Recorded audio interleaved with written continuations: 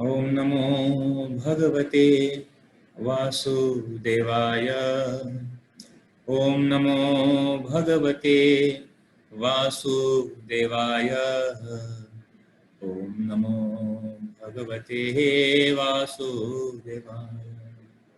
ओम अज्ञानतिमिरान्धस्य ज्ञानाञ्जनशलाकया चक्षुर्न्मीलितं येन तस्मै श्रीगुरवे नमः। हे कृष्ण करुणा सिंधु दीनबंधु जगतपते गोपेश गोपिका कांत राधा कांत नमस्तुते। तप्त कांचन गौरांगी राधे वृंदावनेश्वरी वृषभानुसुते देवी प्रणमामि हरिप्रिये। वाञ्छाकल्पतरुर्भक्ष कृपा सिन्धुभ्य एव च पतितानां पावनेभ्यो वैष्णवेभ्यो नमो नमः। जय श्री कृष्ण चैतन्य प्रभु नित्यानंद श्री अद्वैत गदाधर श्रीवासादि गौर भक्तवृंद। हरे कृष्ण कृष्ण कृष्ण हरे हरे, हरे राम राम राम हरे हरे। हरे कृष्ण। तो आज हम चर्चा करेंगे श्रीमद् भागवतम स्कंद 1 अध्याय 1 श्लोक संख्या 16। को वा भगवतस्तस्य पुण्यश्लोके कर्मणः शुद्धिकामो न शृणुयाद्य यशः कलिमलापहम्।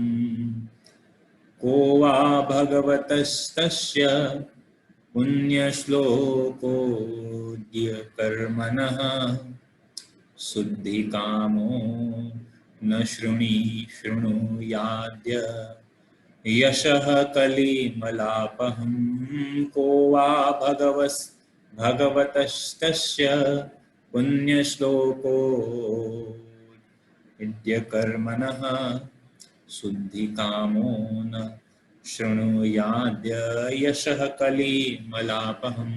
इसका अनुवाद इस प्रकार है।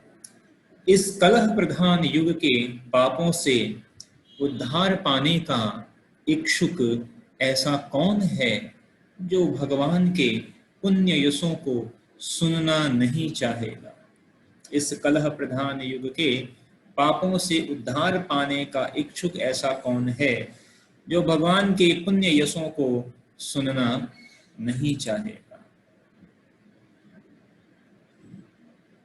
हरे कृष्ण। तो यहाँ पर यह अध्याय चल रहा है मुनियों की जिज्ञासा, और शौनक आदि जो ऋषिगण हैं वह जिज्ञासा कर रहे हैं और बता रहे हैं कि भगवान का जो नाम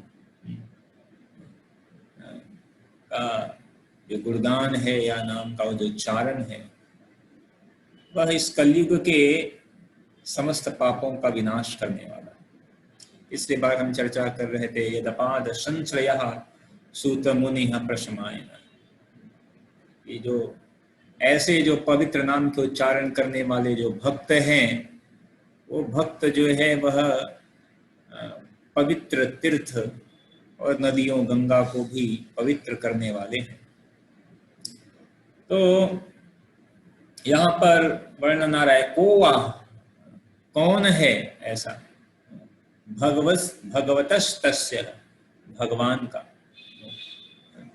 कौन ऐसा है जो कि पुण्य श्लोकोद कर्मणः, जो पुण्यात्मा स्तुतियों द्वारा जिन भगवान का वंदना करते हैं, स्तुति करते हैं, शुद्धि कामः, और ऐसा व्यक्ति जो कि समस्त पापों से उद्धार की इच्छा चाहता है, समस्त पापों से उद्धार की इच्छा करने वाला। तो अगर कोई व्यक्ति ऐसा है जो चाहता है कि मैं समस्त पापों से मुक्त हो जाऊं, सारे पाप समाप्त हो जाएं, तो उसके लिए क्या करना है? शृणुयाद्य यशः, शृणु, शृणुयात सुनता है। क्या सुनता है? यशः, यश को सुनता है। किसके यश को सुनता है?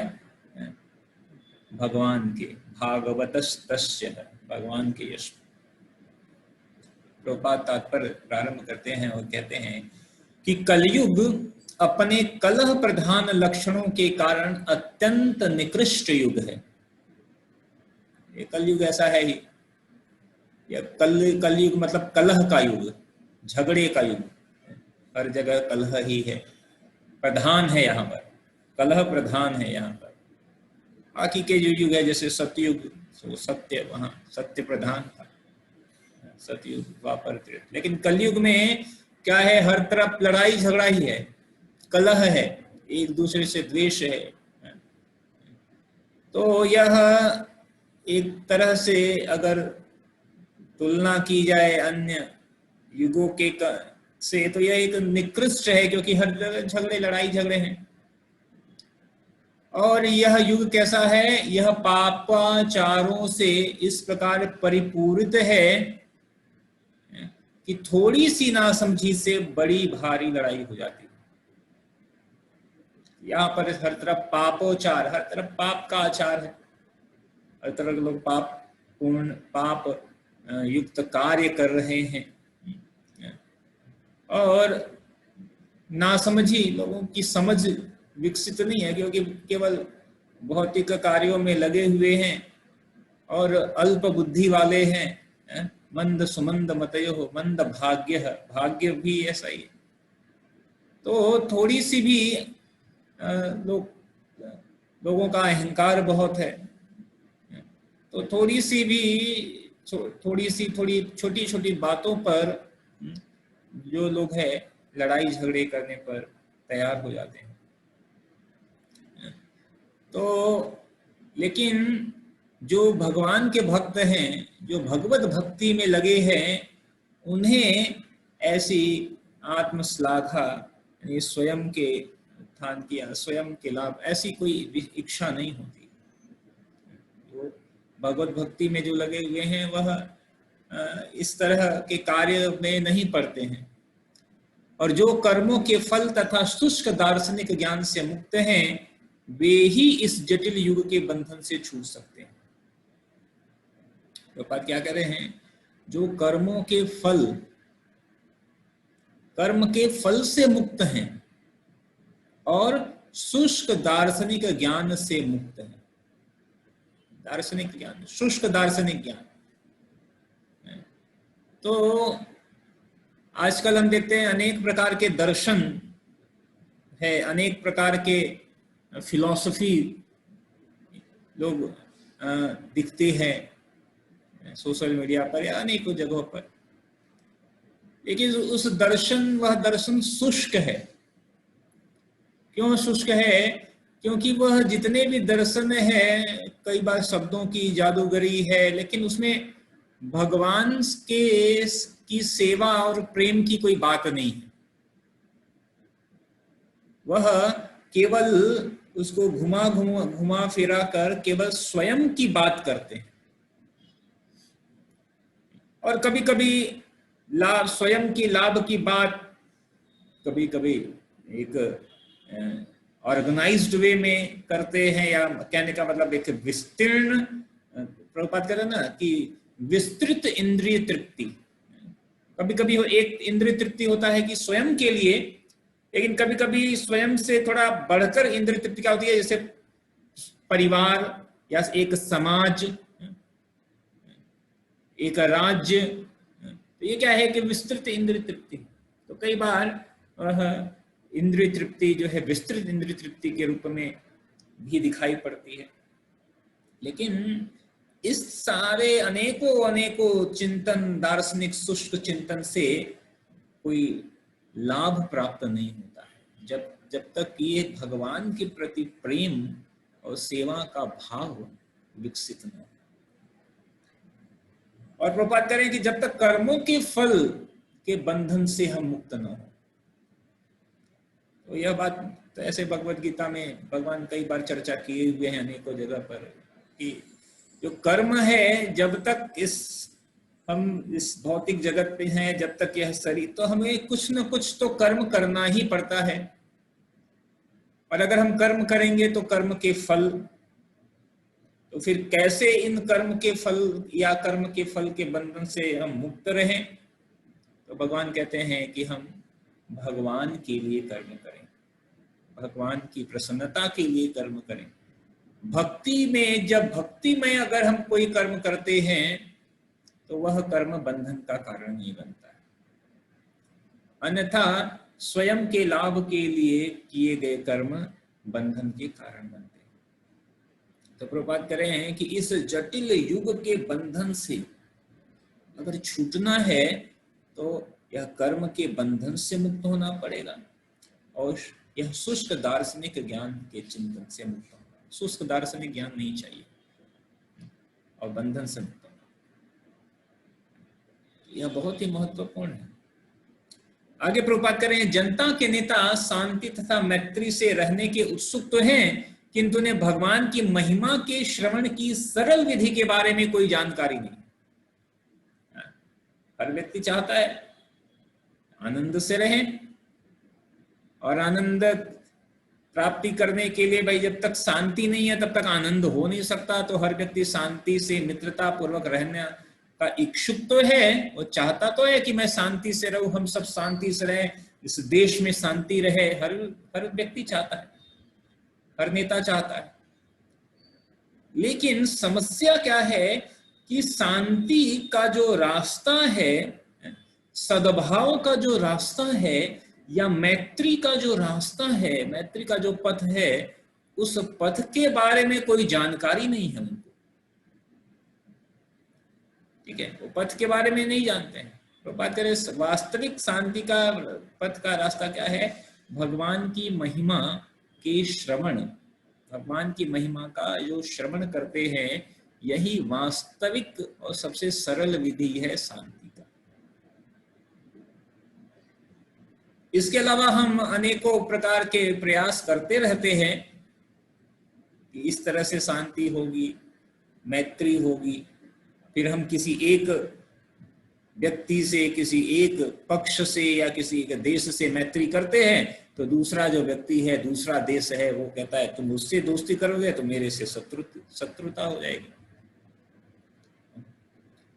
तो इस प्रकार हर व्यक्ति, देश, समुदाय आपस में इस प्रकार जो है, जब वो एक से मैत्री करता है तो एक से शत्रुता हो जाती है। तो वास्तविक जो रास्ता है मैत्री का, शांति का, वह लोगों को पता नहीं है, बल्कि इसके विपरीत कार्य करते हैं। प्रभुपाद कह रहे हैं, इसके विपरीत ऐसे नेता भगवत महिमा के प्रचार के विरोधी हैं। उन्हें पता नहीं है कि इस भगवत महिमा के प्रचार से ही शांति मिलेगी, सुख मिलेगा, मैत्री होगी, लेकिन वह उसके प्रचार का विरोध भी करते हैं बहुत लोग। और प्रभुपाद करें, दूसरे शब्दों में मूर्ख नेता भगवान के अस्तित्व को ही नकारना चाहते हैं। तो कहते हैं कि नहीं नहीं नहीं, ये भगवान कुछ नहीं है, ये तो केवल अंधविश्वास है, बल नहीं, हम तो 21वीं सदी में जा रहे हैं और ये हमें बांटती है या हमें बांधती है या हमें आगे बढ़ने से रोकती है। ऐसा नास्तिकवाद जो लोग फैलाते हैं और फिर धर्मनिरपेक्ष की बात करते हैं। वो कहते हैं धर्मनिरपेक्ष राज्य के नाम पर ऐसे नेता प्रतिवर्ष नई नई योजना बनाते हैं, किंतु भगवान की प्रकृति के दुर्लंघ्य जटिलताओं के कारण उन्नति की ये सारी योजनाएं निरंतर विफल होती रहती हैं। यहां पर कहते हैं धर्मनिरपेक्ष,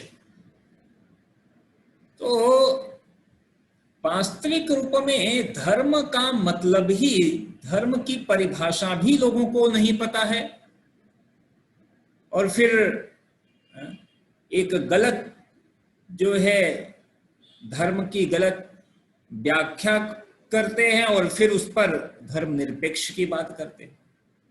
बात कहते हैं कि धर्म का, वास्तविक धर्म का मतलब है धर्म मतलब जिसको छोड़ा ना जा सके।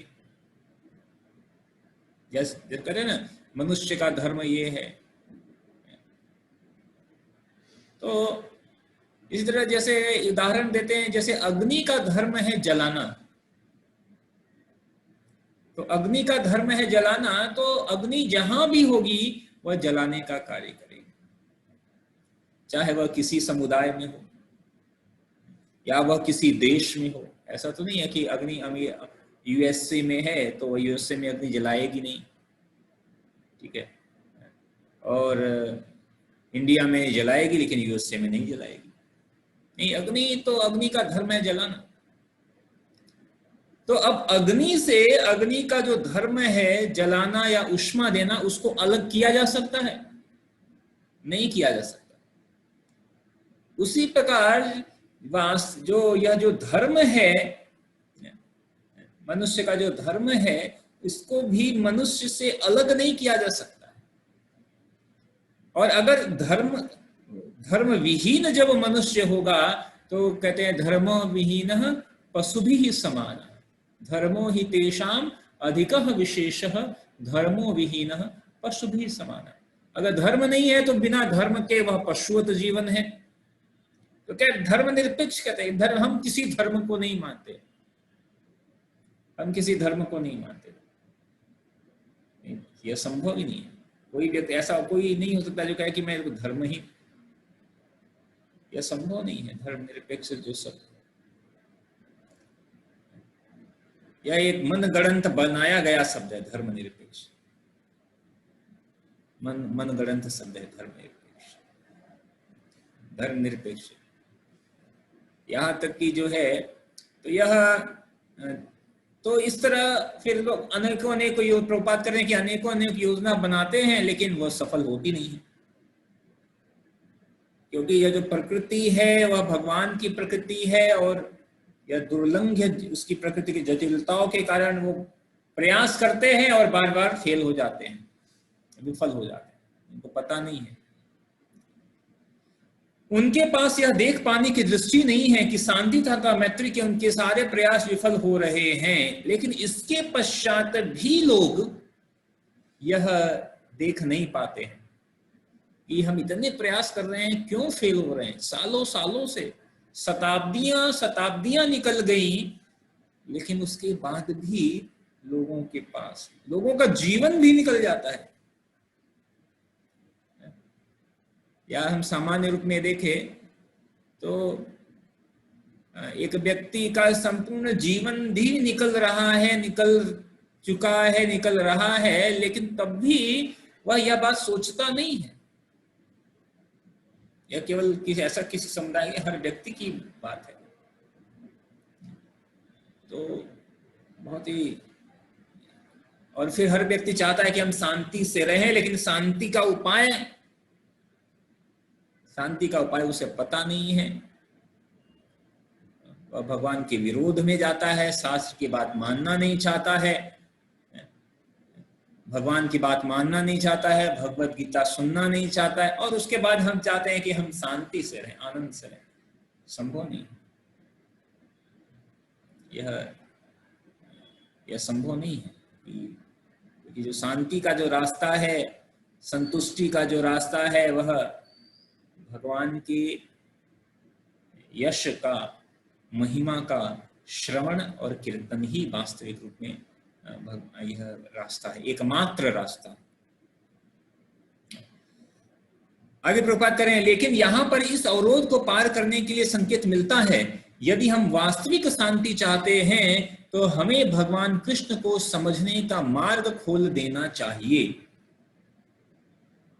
प्रभुपाद कह रहे हैं कि अगर हम वास्तविक शांति चाहते हैं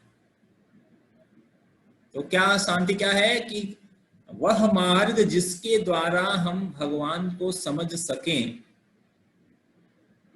उस मार्ग का अनुसरण करना, उस मार्ग को खोलना है जिसके द्वारा हम भगवान को समझ सकते हैं। क्योंकि जब तक हम इस मार्ग का अनुसरण नहीं करेंगे, जब तक हम इस मार्ग पर नहीं चलेंगे, तब तक संभव नहीं है कि हम शांति से रह सके। भगवान भगवद गीता में भी कहते हैं ना, अगर आनंद प्राप्ति चाहते हैं तो क्या करना पड़ेगा? मच्चित्तः मतगत प्राणा बोधयन्तः परस्परम कथयन्तश्च मां नित्यं तुष्यन्ति च रमन्ति च। तुष्यन्ति ही संतुष्टि अगर चाहिए किसी को, रमन्ति यानी आनंद चाहिए, आनंद में रहना कोई चाहता है, संतुष्टि में रहना चाहता है, तो भगवान कह रहे मच्चित्तः मतगत प्राणा। जो चित्त है, जो मन है, भगवान कह रहे हैं मेरे में आवेशित करो। मच्चित्तः मतगत प्राणा बोधयन्तः परस्परम। बोधयन्तः आपस में क्या हमें बातचीत करनी है? भगवान के बारे में। बोधयन्तः आपस में एक दूसरे के साथ मिलकर चर्चा करें, भगवत चर्चा करें। कथयन्तश्च कहें, हमेशा भगवान के बारे में कहें जब भी मौका मिले। कथयन्तश्च मां नित्यम, भगवान करे मेरे बारे में नित्य रूप में जब कोई भगवान के बारे में चर्चा करेगा आपस में, नित्य रूप में जब भगवान के श्रवण महिमा का गुणगान करेगा, नित्य रूप में वह अपने मन को हमेशा भगवान के चरण कमलों पर आवेशित करेगा,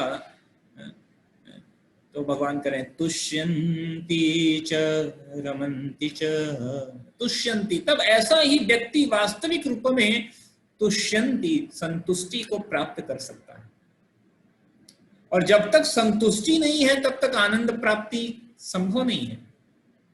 कहते हैं ना, संतोषम परमम सुखम। संतुष्टि तो तब आएगी, अन्यथा अनेकों अनेकों प्रकार के हम कार्यकलाप करते रहेंगे, अनेकों विधि विधानों या अनेकों तरीके, अनेकों मार्ग का अनुसरण करते रहेंगे, लेकिन हर मार्ग के बाद, हर कार्यकलापों के पश्चात फिर लगता है कि कुछ और हम करें, कुछ और, शायद वो खालीपन रहता है, संतुष्टि नहीं आती। फिर लगता है कुछ और करें तो शायद आनंद और आए हमें। तो उसका कारण ये है कि किसी भी बाह्य कार्यकलापों, भौतिक कार्यकलापों से संतुष्टि आने वाली है नहीं, अभी तक नहीं आई। इतने सालों से, जीवन के इतने वर्ष निकल चुके हैं। ये समझने की बात है कि जीवन के इतने वर्ष निकल गए, किसी के 20 साल निकले, किसी के 25 साल निकले, किसी के 35 साल, किसी के 40, 45, 50 तक सबके, लेकिन अभी तक वो आनंद आया नहीं है, वह संतुष्टि आई नहीं है। तो हमें यह विचार करना चाहिए कि इतने सालों तक के पिछले कार्यकलापों, मार्गों से यह संतुष्टि नहीं आई है, और फिर भी हम यह आशा रखते हैं कि अभी शायद और आ जाए, कुछ और घर बना ले, या गाड़ी खरीद ले, या घर में सब जो है बच्चों की शादी हो जाए, ऐसा विवाह हो जाए, फिर बच्चे, तो कहते हैं उसके बाद संतुष्ट। लेकिन इतने अनेकों लोगों यह कार्य किए हुए हैं, लेकिन वास्तविक संतुष्टि है भगवान के महिमा का गान और श्रवण और गान करने में। और यह इसकी पुष्टि यहाँ पर जो है, यह प्रश्न के द्वारा सौनक आदि ऋषिगण यहाँ पर इसकी पुष्टि कर रहे हैं। तो कहते हैं कि वास्तविक अगर हमें शांति चाहिए तो भगवान कृष्ण को समझने का मार्ग हमें खोल देना चाहिए, और उनके महिमामय कार्यों के लिए उनका यशोगान करना चाहिए। भगवान के महिमामय, भगवान अनेकों अद्भुत कार्य करते हैं। भगवान के कार्य कैसे हैं? अद्भुत हैं, अद्भुत।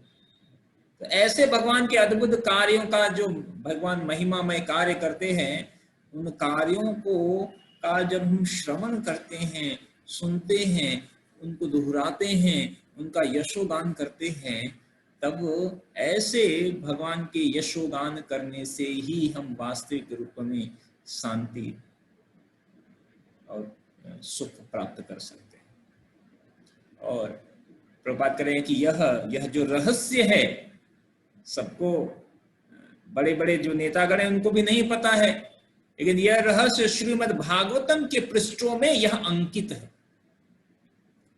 श्रीमद् भागवत के पृष्ठों में यह जो रहस्य है यह अंकित है। श्रीमद् भागवत में यह लिखा गया है, यह बात की पुष्टि होती है। और इस बात की पुष्टि और कौन करते हैं, आगे आगे हम पढ़ेंगे कि नारद जैसे महान विद्वान मुनि भी इसका गायन करते हैं। मतलब ये एक तरह से उनकी पुष्टि कर रहे हैं, और इसलिए वह हमेशा आनंद में रहते हैं, विचरण करते हैं, आनंद में विचरण हर जगह पर, सभी लोकों में। तो वास्तविक यह आनंद का यह रास्ता है, वास्तविक संतुष्टि का रास्ता है यह। और जब तक हम सभी इसका पालन नहीं करेंगे तब तक कितने भी कार्यकलाप कर लें, आनंद और संतुष्टि प्राप्त नहीं की जा सकती। तो वास्तविक अगर आनंद चाहिए तो भगवान के महिमामय कार्यों का जो गुणगान, और तब जाकर प्रभुपाद करें, तब जाकर हम भगवान को समझ सकते हैं। भगवान को अगर समझना है, भगवान को समझने का, प्रभुपाद करें ना, भगवान को समझने का मार्ग जो है वह खुलेगा। अन्यथा सब कुछ जो है राजगुह्यम या गुह्य है। जब जैसे जैसे हम इस राज विद्या या भगवत मार्ग का अनुसरण करते रहेंगे तो जितने भी गुह्य रहस्य हैं उन सबका उद्घाटन होता जाएगा, और तब जाकर हम स्पष्ट रूप में देख सकेंगे, समझ सकेंगे कौन चीजें उसको वह यथावत कैसी है। यथावत उस रूप को समझने का जो ज्ञान है वह विकसित है, तब हम उसको समझ सकते हैं। तो यह वास्तविक शांति और समृद्धि का, आनंद का यह मार्ग है, भगवान का यशोगान सुनना और करना। ठीक है, हरे कृष्ण। किसी का कोई प्रश्न है तो प्रश्न ले सकते।